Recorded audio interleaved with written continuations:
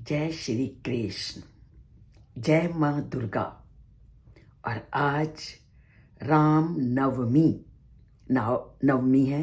और राम नवमी चैत्र मास की राम नवमी हमारे पुरुषोत्तम मर्यादा पुरुषोत्तम राम जी के जन्म का दिन है। तो राम जी के जन्म का दिन सबके लिए बहुत बहुत खुशियां लेकर के आए। और राम जी के जन्मदिन की सबको बहुत बहुत बधाई। नवमी चैत्र नवरात्रों के बाद भी आती है और नवमी शारदीय नवरात्रों के बाद भी आती है, पर दोनों नवमी में बहुत अधिक अंतर है। चैत्र नवरात्रों में जो नवमी आती है उसको बोलते हैं राम नवमी, और शारदीय नवरात्रों में जो नवमी आती है वो होती है महानवमी।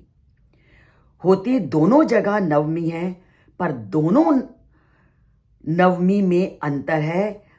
चैत्र मास की नवमी का संबंध है मर्यादा पुरुषोत्तम राम के जन्मदिन से, और शारदीय नवरात्रों की नवमी महानवमी के नाम से जानी जाती है।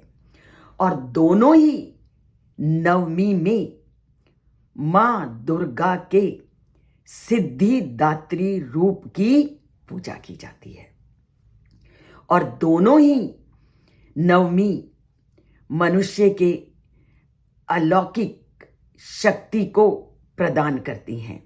और ये नवमी किस बात की सूचक है कि ये 9 दिन तुम्हें परमात्मा से जुड़ना है, और इन 9 दिन तुम्हारे अंदर जो जो भी अवगुण हैं उन 9 दिनों में तप, तपस्या और शुद्ध चिंतन के माध्यम से अपने अंदर के उन अवगुणों को आपने एक एक करके उन अवगुणों का त्याग करना है।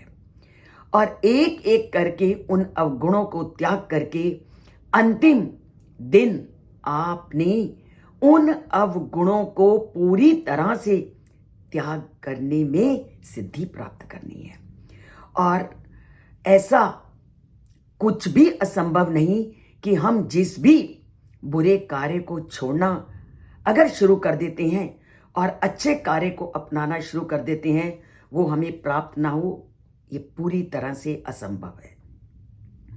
आप एक बार परमात्मा से जुड़ना शुरू कर दो तो सभी अच्छाइयां आप में एक एक करके स्वयं ही आनी शुरू हो जाती हैं।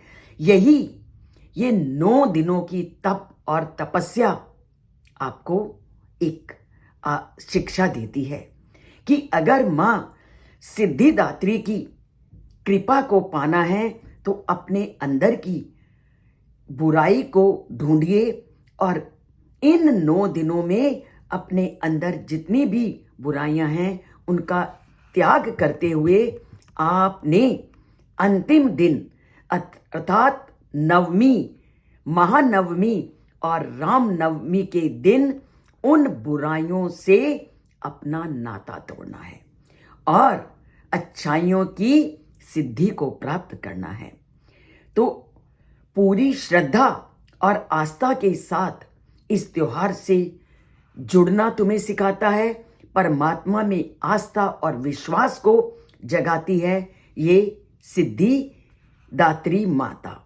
और ये त्योहार पूरे भारत में बहुत विधि विधान से बनाया जाता है, और इन सिद्धियों की प्राप्ति के लिए व्यक्ति जी जान से प्रयत्न करता है, साधक भी, और यहां तक कि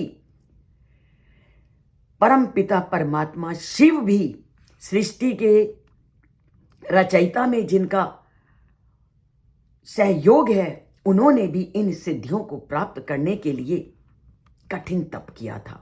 और इसीलिए इन सिद्धियों को इस आज के दिन कहा जाता है कि मां सिद्धिदात्री को सिद्धि और मोक्ष की देवी के रूप में जाना जाता है, कि जो जो भी इन दिनों प्रयत्न करता है, उसके लिए मां सिद्धिदात्री 8 सिद्धियों का भंडार खोल देती है।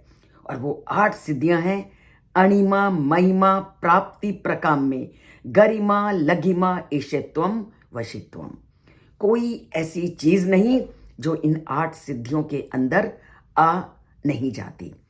तो मां सिद्धिदात्री की आस्था से विश्वास से पूजा अर्चना कीजिए, ताकि मां सिद्धिदात्री सभी प्रकार की सिद्धियों को आपको प्रदान करे और इस धरती में कोई भी ऐसा व्यक्ति ना हो जो इन सिद्धियों से वंचित हो सके। तो पाते हैं मां सिद्धिदात्री की कृपा को, और अपने अंदर में जो भी दुर्गुण हैं उनको निकाल करके बाहर फेंकते हैं और सद्गुणों को अपनाने का प्रयत्न करते हैं। तो अपनाते हैं सद्गुणों को, धरती पर सद्गुणों का वातावरण फैलाते हैं और सारी धरती में प्रेममय वातावरण की सृष्टि के लिए और मर्यादा पुरुषोत्तम राम के गुणों का प्रसार करने के लिए इस धरती को एक नया बीज, एक नया अंकुर बोते हैं। तो जब मन से श्रद्धा से किसी काम को आरंभ किया जाता है तो वो अंकुर अवश्य ही फलित होता है। तो फलित करते हैं उस अंकुर को, जय श्री राम बोलते हैं, जय मां दुर्गा बोलते हैं और जय श्री कृष्ण बोल करके इस धरती के वातावरण को प्रेममय मधुरमय बनाने का प्रयत्न करते हैं। जय मां दुर्गा, जय आदि शक्ति, जय श्री कृष्ण, जय श्री राम।